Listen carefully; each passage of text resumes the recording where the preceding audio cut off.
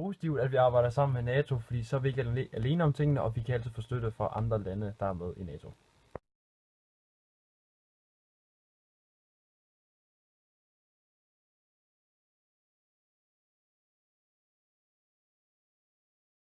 Altså ulemperne er helt klart, at vi mister noget af vores selvstændighed i forhold til, at vi jo arbejder sammen i den store gruppe NATO, der blev lavet efter 2. verdenskrig, og at vi så er afhængige af, hvad vi beslutter som fælles gruppe dernede.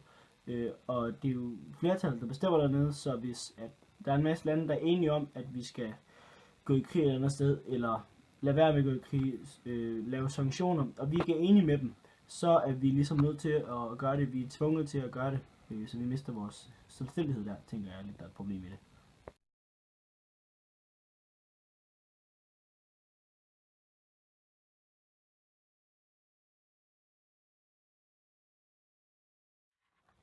Ja, det synes jeg, fordi at det giver mere tryghed og sikkerhed. Fordi at så har man jo sikkerheden, at man ikke rigtig kan blive angrebet af noget land, sådan, fordi man bliver beskyttet af alle de andre lande. Og det giver også meget god sådan, fællesskab med mange af de andre lande og samarbejde.